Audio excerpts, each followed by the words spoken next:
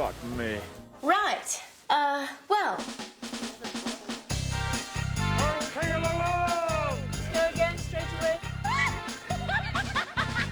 When I first read Bridget Jones' Diary, the book, I just laughed like an idiot and thought, this is very brave to put this down in a book. Because it was a bit of a taboo subject, you know, a lot of 30-something women secretly terrified as to why they hadn't found the right man, but nobody daring to say, look, I think I'm a scary, tragic spinster.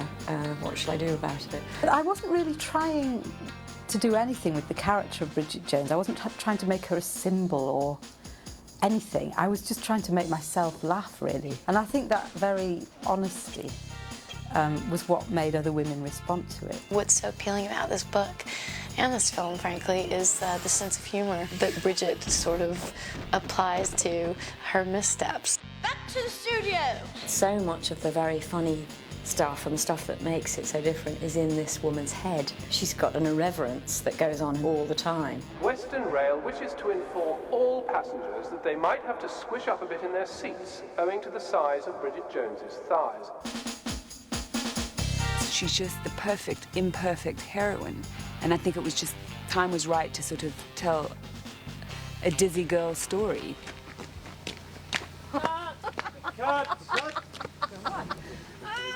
I'd read the book and loved it, and read ages ago somewhere in a newspaper, you know, that, oh, they're going to make a movie of that book that I love. That's great. And it'll be an English film company, and it'll be shot in England, and here's a list of English actresses who will potentially play the role, and I went on about my day.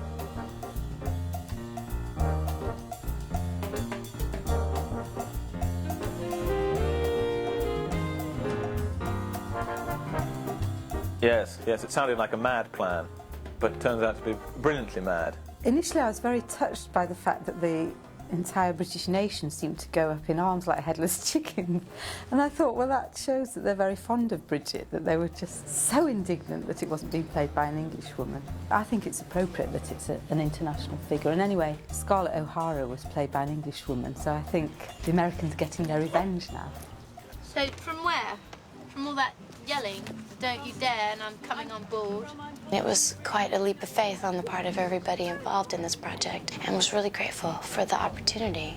Because I didn't want to be the weak link, and also because I knew that this book meant a lot to people, and it meant a lot to me. The fact that Renée was a Texan was an immediate anxiety, of course, but I met her and loved her and thought she had lots of the qualities that Bridget has, an outer sort of vulnerability and an inner irreverence, and I thought that's key for this character. And then I thought, oh, bugger, she's a Texan. What are we going to do about that then?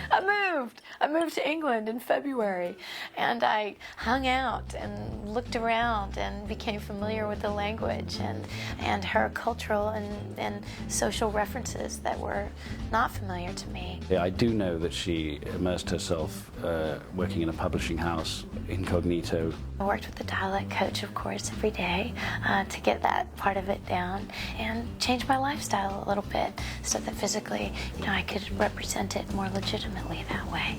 What happened to your dialogue? I'm waiting for the cue. She was doing her English accent off the set as well as on, and I didn't know her as a Texan until the rap party, when she turned up with this weird voice.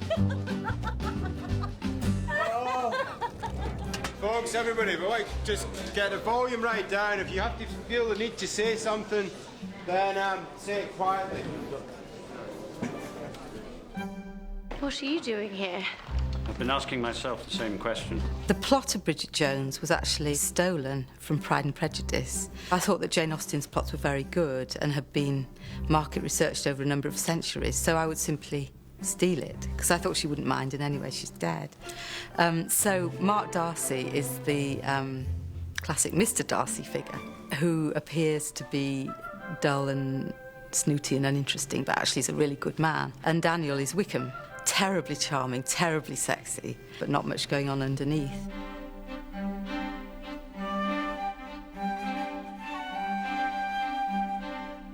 The character of Mr. Darcy in the book was written around Colin Firth, because at the time Helen wrote the book and was writing the column, Pride and Prejudice had sort of stopped the nation on television. He played Mr. Darcy and we all fancied him. And so she based the character of Mr. Darcy on Colin Firth playing Mr. Darcy. It appealed to me, the very irony of that fact, that work I had done in the past was being revisited upon me in this new form. Mother, I do not need a blind date, particularly not with some verbally incontinent spinster who smokes like a chimney, drinks like a fish, and dresses like her mother. So when it came to casting the film, we kind of thought, well, it can't be anybody else, really. And Colin can carry that off. You know, he's strong and aloof and very sexy. Yes, I think it's a good part, and I did, of course, worry that Colin would kind of win the film, because his character wins her. But I comforted myself with the fact that I thought my character had more juicy lines. I counted them. There was a young woman from Ealing who had a peculiar feeling. She lay on her back and opened her crack.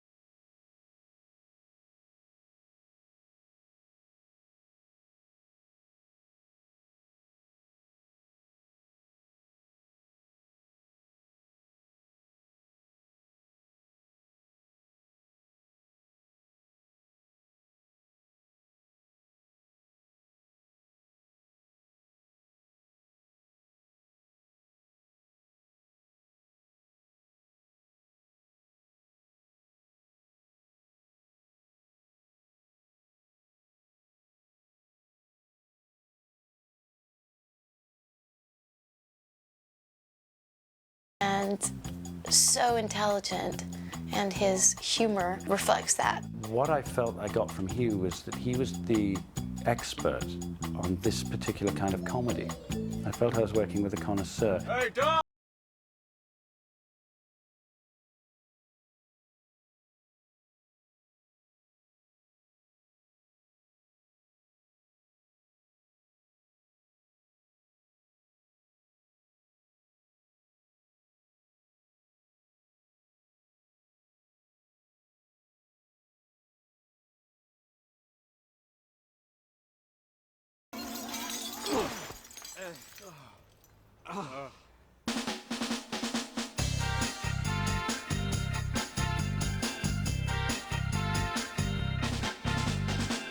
I think the truth is there has to be a bit of you in a character, a major character, for you to be able to create her. I've known Helen for some years, and I remember I once told her a story which involved me calling someone a dirty bitch. And then when I read the novel, there is Daniel Cleaver doing exactly the same. Don't you, dirty bitch? And so there's even a tiny bit of me in that part. Oi! Oi! We know that we can trust her because we know we've all been in those sort of similar situations of fouling up. But inside we think, I'm not an idiot. I'm not an idiot. But here I am fouling up very badly.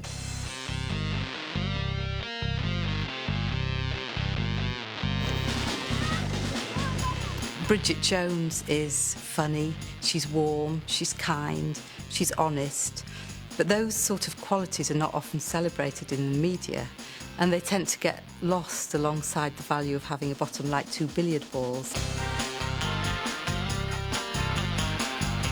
She's an every woman.